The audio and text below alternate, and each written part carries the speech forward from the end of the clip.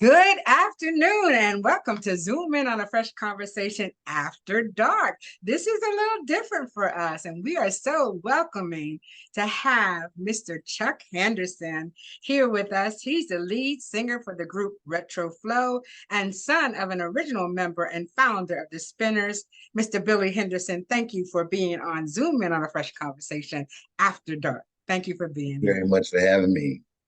Zoom in on a fresh conversation after dark is brought to you by Eilers Diamonds LLC, Lee's Press, and the F.R.E.S.H Book Festival, which will be held on February 22, 23, 24, and 2024 in the beautiful city of Daytona Beach. If you have any questions for Mr. Henderson, please leave them in the chat room. And this conversation is being recorded. So good evening, Chuck. Please give us a brief background. My name is Chuck Henderson. I am the oldest son of Billy Henderson, who was the founding member of the group Spinners. I was also the Spinners choreographer for roughly about 30 years. And I was their road manager for about 5 years. As far as everything else is being part of the family is, let me put it like this, it was one of the best adventures of my entire life. I'm sure. I'm sure. You never knew who was going to show up for dinner. No, I really did not know who was going to show up for dinner. Sometimes be Hugh Masekela or yeah. Sometimes we had Dockinies at the house, and never knew who was coming for dinner. You never knew who was going to show up for dinner.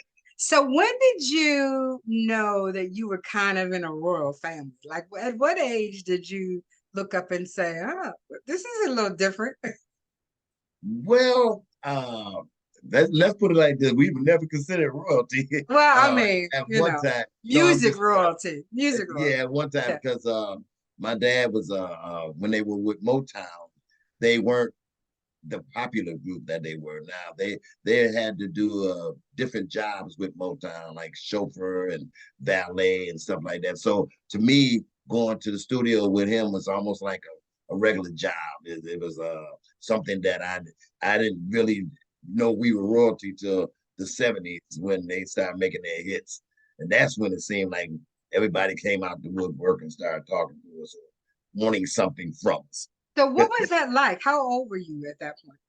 I was about 13 to 14. I was just about to start high school, and my parents were traveling all the time. That went from when my mother was working 3 jobs, and my dad had to scrape, where she stopped working and they traveled. That's right then is when reality started kind of kicking in place. We weren't eating hot dogs and pork and beans anymore. We had food in the refrigerator. So was there a pivotal moment when you said, oh man, this is different. This is my family is, top dog. High cotton, as my grandma would say. Yeah, I would say when we started hearing the music on the radio. Tell me what that was like the first time. Well, what was the song actually? What was the song? Funny enough, this is another story here. Okay. Funny enough, when the Spinners recorded their album with Atlantic Records, their first release was supposed to be a tune called "How Could I Let You Get Away." Oh, I love that. Yeah, but it's a slow song, and the DJ back then they had DJs still playing spinning records, so the DJ flipped the record over, and on the other side was "I'll Be Around," and that's when everything started happening. When you let's unpack your musical journey, right? So you're 13, you've heard 13, 14, 15, you've heard the music on the radio. And when did you decide that you were going to be part of it, right? Not all children who are from musical royalty jump in, right? When did you decide that you wanted to be road manager, you wanted to be the choreographer? When did all that happen? Well, I never wanted to be road manager or the choreographer. My mother set that up because I was a dancer. I used to love to dance. My aunt had a dance studio, Ziggy Johnson's dance studio in Detroit. So I was always dancing and I was always trying to sing. But the real pivotal moment was when my dad got his check for the song "It's a Shame." He took me to Mm. the bank with him, and he sat me down. And when he cashed the check, it was 125,000, and he put that in my lap in the car. And I think right then and there, I'm like, I want to sing. Yeah, yeah, yeah. It's So something I want to do, right? yeah, that's where that came from. And then also watching the whole big package being put together, even with Motown. As I watched it, it became more intriguing that my mother's had me singing since I was 5 anyway. So that kind of that kind of enhanced it all for me to say, oh yeah, this is something that I want to do. You know. Were there any moments in particular, because that was in the 70s and 80s, right? 60s, Yes, 70s, ma'am. 80s, that you might have had an incident, um, being being that it was that era and you Yeah. arrived somewhere and it just wasn't quite right. Where tell us about Let's see. Wasn't quite right. Let's see. that. Uh, let's put it like this. The Spinners used to play graduation night at Disney World every year. Mm, And before they became popular, they were still playing down there. And that's when my dad used to take me and my brothers. Our whole family would go down there for basically a vacation too. But he would put us and make it look like me and my brother were the singing group. okay. So when all the fans and the girls start coming and screaming, he walk away and they be tearing up our clothes and all over us. So I think that was that point right there is when I kind of got caught off guard with all these people coming attacking us. At Disney World. So and what age were you then? Oh, well, I was between 15 and 16. I remember us being on the plane and I had this new little jacket back in the days. You know, they were plaid jackets and you was wearing all the cool stuff. So I Right. remember I was 16 at that time. My brothers were 14 and 12. They were 2 years. Were you able to go overseas with your dad at any point, or was it all domestic? No, it's all domestic. I did the Hmm. most I did was overseas was Canada. Well, yeah, we went to Puerto Rico one time. And but Hawaii, Canada. So that's basically United States. Right, Yeah. right, right. Which, and I don't want to call out any particular city, but yeah, let's do that. So, what city did you have the most fun? Do you remember? Besides Detroit. Yeah. My very first gig as a Spinners road manager was my most absolutely the best. The pivotal Because moment. Yeah. we had a gig in San Francisco. So Okay. I guess that makes San Francisco the city. But we were on the gig with Johnny Mathis and Kenny G. Um, See, so I didn't see the Spinners that night. I kind of watched Johnny Mathis and Kenny G. Matter of fact, I saw Johnny Mathis in the lobby, and I ran up to him like I've been knowing him for years. And I'm like, Johnny, hey, how you doing? You know, good to see you. I'm glad we're on the show with you tonight. And he just looked at me and he's like, who are you? You know, and I told him I was the Spinners road manager and who my dad was. And that was one of my favorite nights of all time. oh yeah, he's a perfect gentleman, really. Oh man, him and Kenny G, I will give both of them full credit for that. And okay, so you're doing all this, and in between all this, you managed to raise a family with that hectic schedule. Tell us how you're doing all of these things, how these balls in the air, and manage to just still be sane. That's a lot. Well, I don't know. My mom always told me I'm able to do anything I put my heart and my mind to. And I wasn't getting any big record contracts and I wasn't getting all this a bunch of people. My dad he didn't want to he wanted us, me and my brother to earn what we do. He didn't want to just throw it and to where we might not have been able to handle whatever had to be thrown our way. So in one way, I look at that as being I'm grateful because he I was able to. I was a nurse. Right now, I've been in healthcare for many years. Tell us Right now, about that transition. How do you go from, road manager, choreographer to a nurse? well, uh, a lot of my answers start off with well, but no, That's okay. my grandmother used to work in the hospital, and when I went to college, I had a scholarship to go to football, and saw the women going to nursing school, so I kind of went to the nursing school, and that's how I became a nurse. Really? Yeah, and then when I worked at a hospital in Detroit, um, I worked for the director of anesthesiology, so I was doing a lot of finding out about what I really wanted to be into in the healthcare field. And once I decided that healthcare field is something that you can always have a job, no matter Absolutely.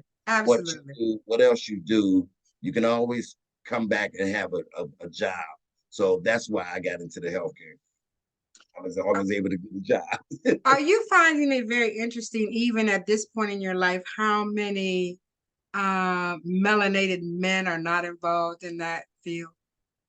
Yeah, to Why be do you honest think with you. that is? Well, at one time it's a stigma. Of When I course. was a nurse, it was all women. Uh, they were no men basically in the field at that time. So I think it's a stigma. And the reason I kind of got out of it because of the stigma. Uh, every time I walked into a room, I was asked, was I a doctor? And I say I was a nurse. They didn't want me because I was male. And, so that kind of makes it to where you say, okay, I don't want to stay in this field. Right. So when I went to California, I became a claims examiner, which means I'm still in the healthcare field, but I'm sitting at a Right. desk. I was sitting at a desk and then just examining to make sure that the right codes and everything was right for what the doctors are ordering. What this is what I really want to kind of portray to the audience and to young Yes, people out here that yes. it's not this smooth road, right? Oh It's no. not this, rise to fame, uh, Yeah, rise that to become fame more overnight, right? You have a road to choose. And I somehow right. lost you. I don't know where you went, but I'm talking uh, to my engineer now. and let them know that the path is not always straightforward, right? Right, right, Yeah. right. There's I, and some there's some twists and turns in the yeah, road. really. It just is not like that. Even when And you when have even when you're with royalty, right? Like your right, dad. well, see, and that's the point because Yeah. everybody in the Spinners entourage or everybody who was affiliated with the Spinners, they assumed that I was going to be taking over or being part of the group. Politics and greed and stuff like that is what puts you in like you said, a rough road to where Absolutely. now when I'm assuming I'm just gonna take over my dad's spot, jealousy, backstabbing, a bunch of other stuff takes place. Contracts, Right, so masters, owning yeah, the records, owning the lyrics, all of that stuff exactly. came Right. into So play, right? and for me, I you mentioned something about me taking care of my family. I think that became I was a single parent at the time. Right. So I think that became more important to me. And I put the singing on the side where I just started doing little bars and I still sing at living assistant places during the daytime now. Oh, nice. Yeah, I made a promise to my grandmother before she passed away that I would go to different living assistant places and sing. And I do that about 4 times a month at different places. New Smyrna, Port Orange. I go to different places that do that. Music soothes the soul. It Yes, really, ma'am. really does, Yes, ma'am. And And if they I can get just a little bit during the day, oh yeah. yeah, oh yeah. And I, It I makes a go over there and I do some Frank Sinatra. I do some doo wop. difference. I do a bunch of stuff that take them down memory lane and let Yeah. them feel good again. So it's important with the way I've been trying to do my musical career. Yeah, I'm not a rich man, and I'm not a famous person as far as people hearing me on the radio and stuff like that. But as my son says, we are rich in love. And Absolutely. And see, I didn't know you were a single dad, right? Tell us about that journey. Did you have all boys or girls or what no, was I got 8 kids. oh, okay. I You got got seven. I got 7 adults and one baby. He's 7 now. But at that were they time, girls, all no, boys? I got 5 girls and 3 boys. Okay, okay. And at that time, for me to become a single parent, her mother wanted to have an abortion, and I told Mm. her, I said no. Uh, I told her, if you have the baby, I'll take care of her. She can visit you for holidays and Christmas and stuff like that. But I left the hospital with her, and we never went through no legal, nothing, anything. She understood, and that was about 30 something years ago now. She's 35. He's So 35. yes, that was Okay. a good Okay. experience that I really enjoyed. Yeah. And the funny thing about it is at the time that I did it, fathers were not doing that. No, they weren't doing. That's what I'm saying, right? Yeah, they I mean, weren't you had doing to it. learn how to do hair. Yeah, Oh no. yeah. I went to cosmetology school just to learn how Oh, to okay. do it. No, you did not. Yes, You I did. did. Oh, you Yeah, did. I never worked as a barber or nothing. I went to school just so I could learn how to do Oh hair. my And goodness. I did hair on the side once I got my little license and jump. I So I really know that your mother has a book. I'm wondering when your book is coming Everybody keep asking me. I'm not a out. writer, I'm but telling I'm a you. songwriter. I don't know about maybe my little engineer over here. She does everything else. Maybe she'll be a ghostwriter for me or something. I don't know. There's But there's plenty of ghostwriters around. So when you're I ready know. to do it, Fresh Book will help you make that happen. All Um, right. because you really do have a story to tell. Well, thank So you. tell us about your new group Retroflow. How did that happen? How did you come together? Uh, Because I've seen you with well, other people, yeah, actually. yeah, yeah. Yeah. I sing So with Josh Wiggins. He had a band, but at the time I was singing places like F.R.E.S.H. I was doing little places where I would stand in the corner and just sing.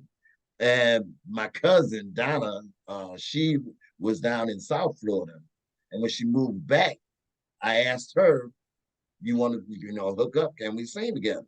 And she always loves that, so she went for it.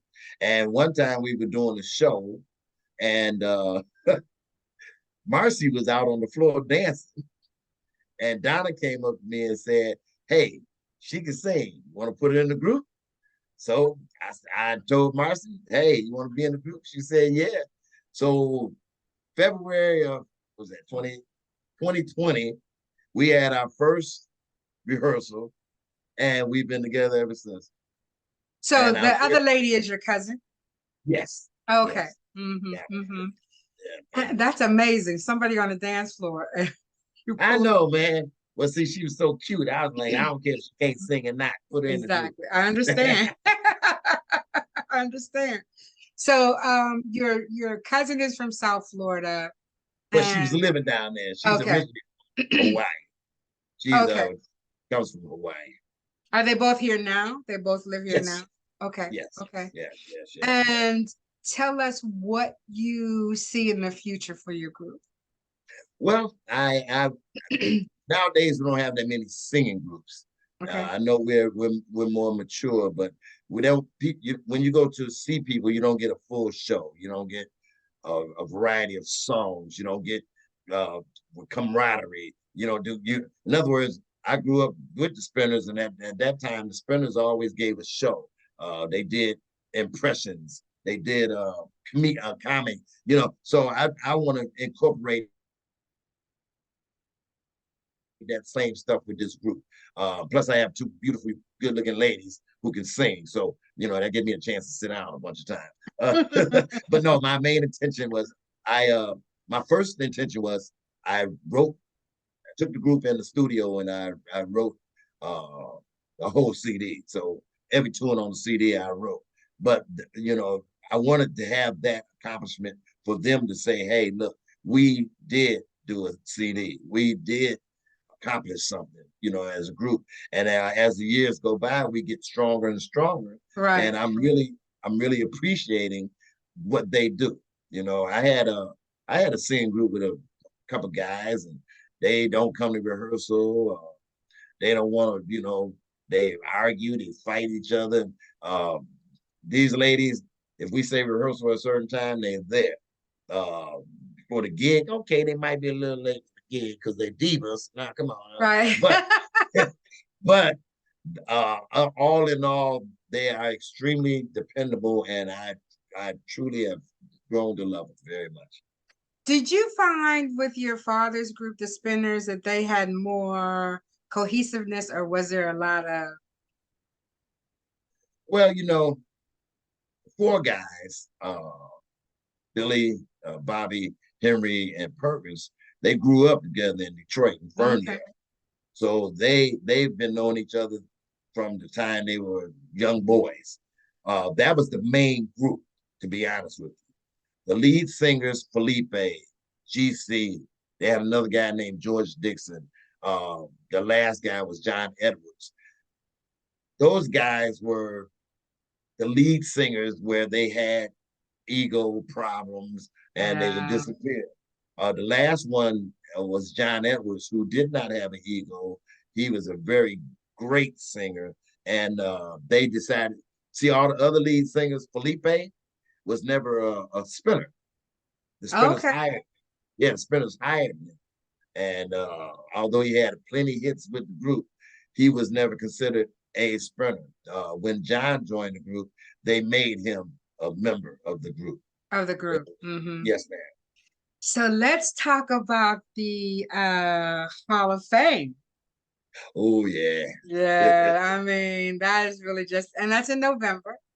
Yes, ma'am. Um, so tell us how did you and your mother, or however it happened, get the call that was going Well, to, it should have happened a long time ago, first of all. I But yeah, well, we yeah, all feel you the don't same know way. that, right? But But the Spinners had a manager named Buddy Allen from New York, and he passed away. Him and his wife passed away a few years back.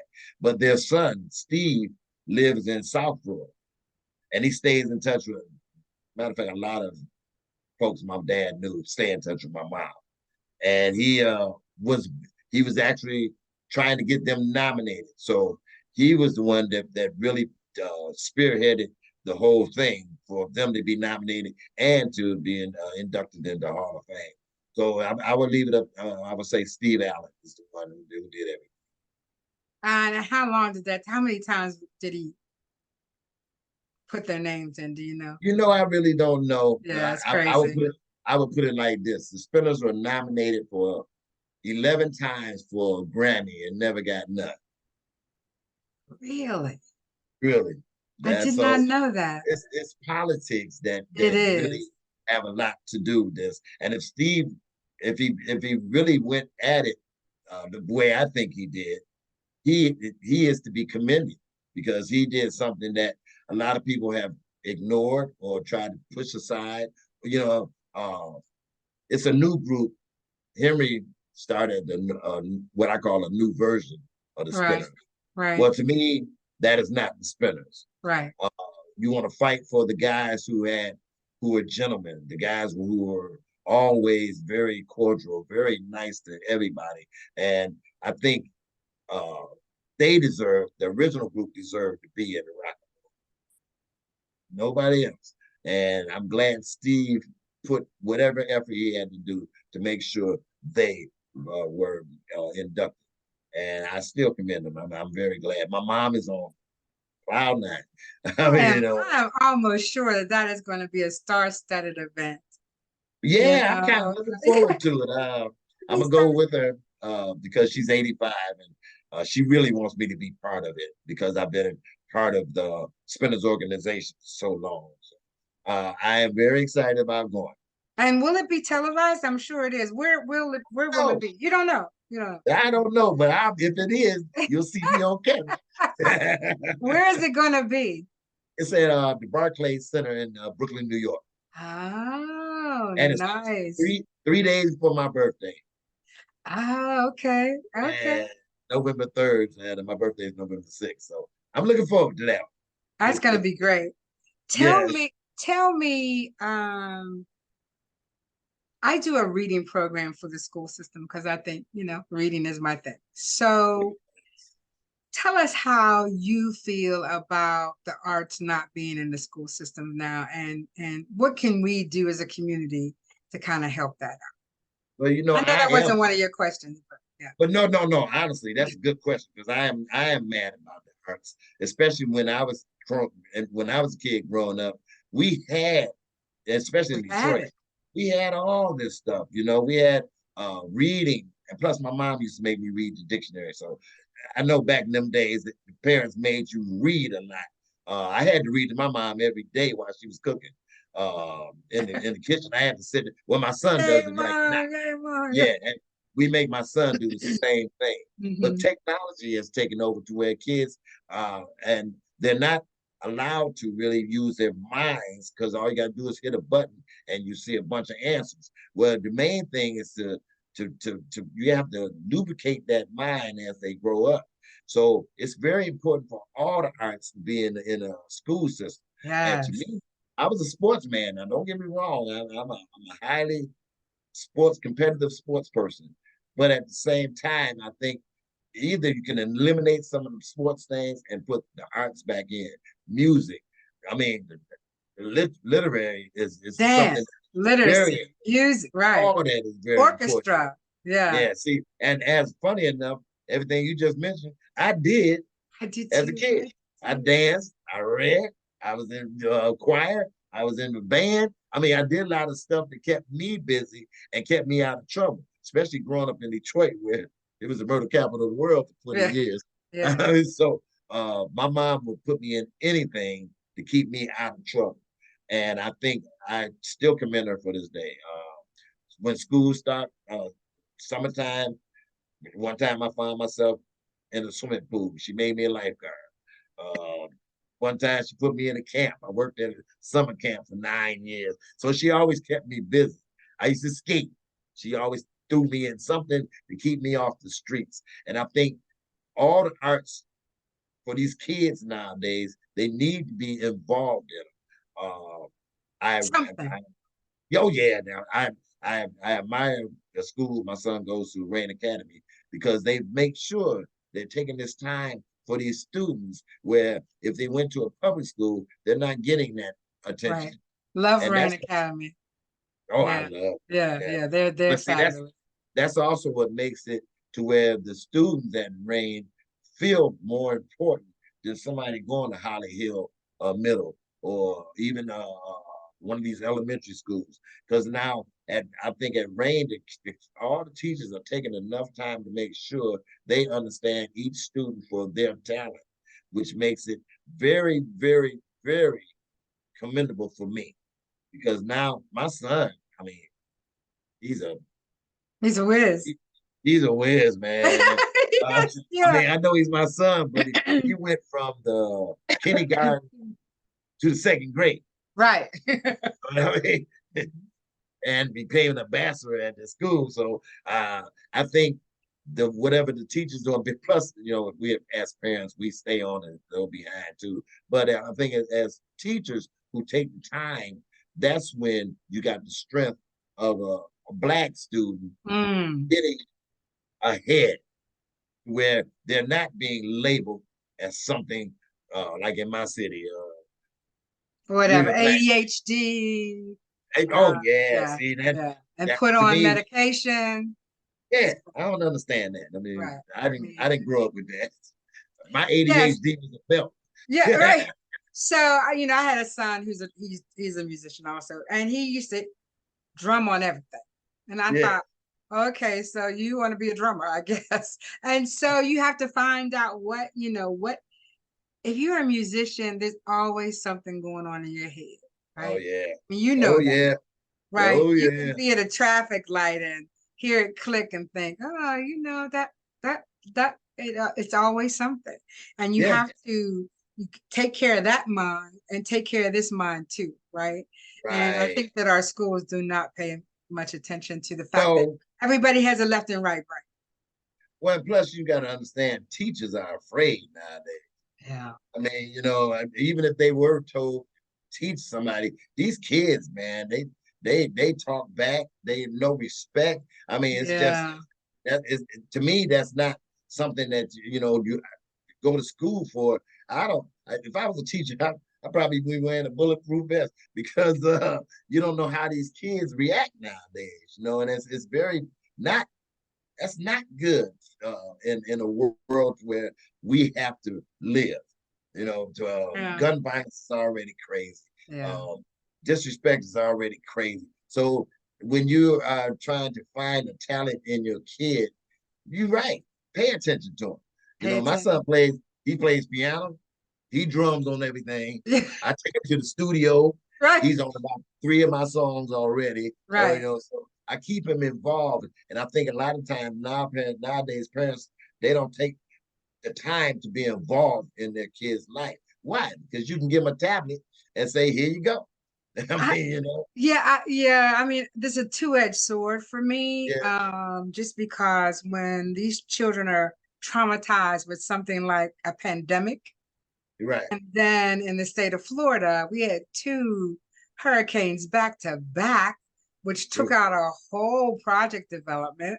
They right, had to be relocated, right? So right. they're traumatized in ways that we don't even understand. Understand. You're right. Right? You're right. I Um, agree. and that respect, but there are other things like, parents should be more involved. I understand that. But we have a group of children now for 3 years, they had no real interaction. Yeah, that's true. That's Right. true. Right. So it's a lot. It's a lot. We don't want to go Right, down I that road. We understand. can because I we know, hey, that's a yeah. subject I talk about all day. I want to talk to you about how you felt the first time you walked up the steps to Motown. Well, What did that feel like as a young man? I tell you one thing. Did you ever meet Marvin Gaye? Oh yeah, he lived down the street from us. Oh Uh, my mother couldn't stand him, but he lived man. down the street from us. Because we lived on one street. He lived about 4 blocks from us.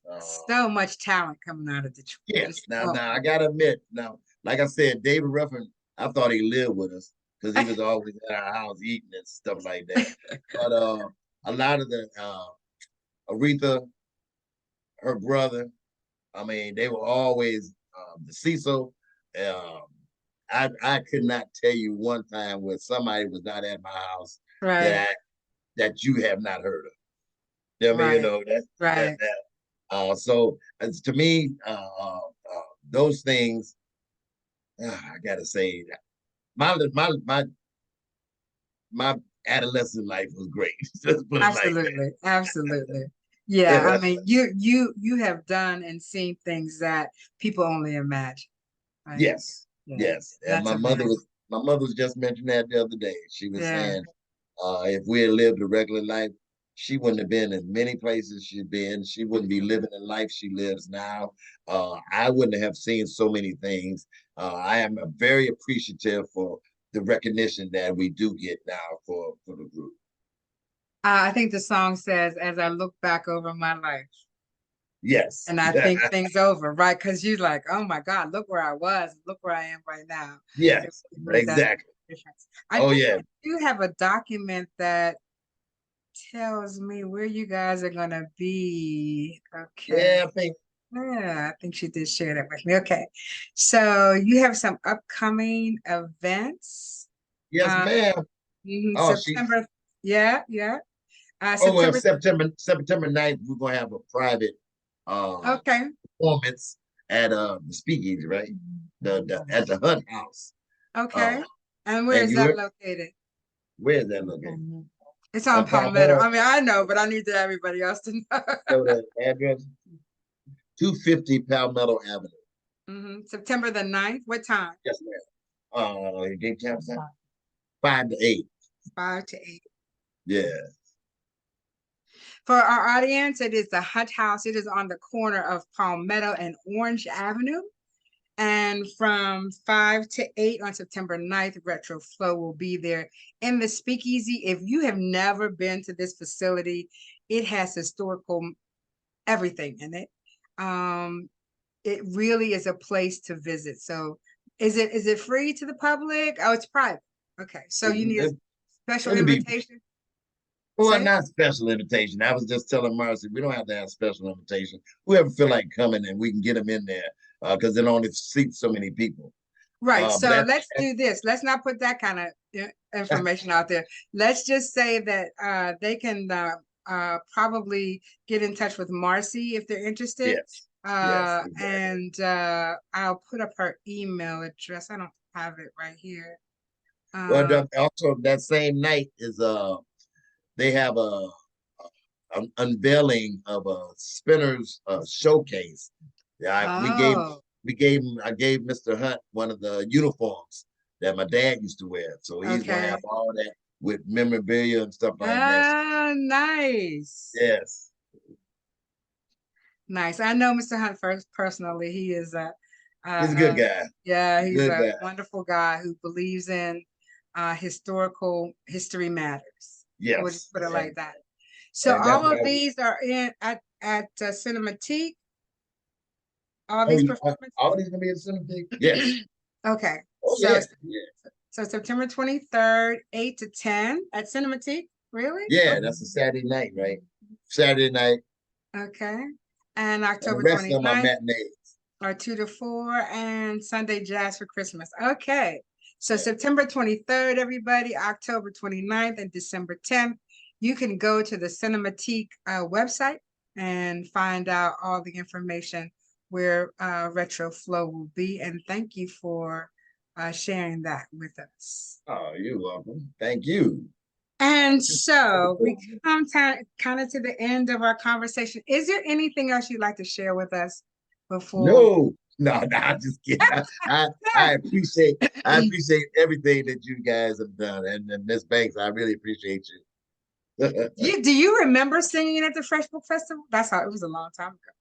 Yeah, yeah, Oh yeah. yeah, like 6 years ago, I think. Yeah, yeah, Yeah, you guys opened and closed. Oh, you closed the Fresh Book Festival. I yeah. appreciate See, you that doing that was the other group that I was talking about. That was Yes, Group it was. RC. It Yeah, was really, really good. Thank you for doing that. And yeah. I so almost we got sued over that. really why? Excuse me. Well, we didn't know that we couldn't use SPT at the time. Uh, and that was my dad's name for the he wanted Oh, Spinners Part Two. So we used SPT, and then the Spinners lawyer sent me a subpoena saying we couldn't use no name. He tried to take away everything. I had to go get a lawyer and everything. oh, I wonder why I couldn't use the video. Yeah, Yeah, so they told me to he cease and desist. I was like, what? Okay. yeah And he's a very I'm not gonna say okay, his yeah. And well, I publicly. didn't know the backstory, but I was not Yeah, no, trying to get involved in anything legal. So I, he's not a good person. Believe me. yeah, Let's put yeah, it yeah, like yeah. that. And so thank you though. I do remember that evening and it was very, very nice. I appreciate that. Uh, Yes.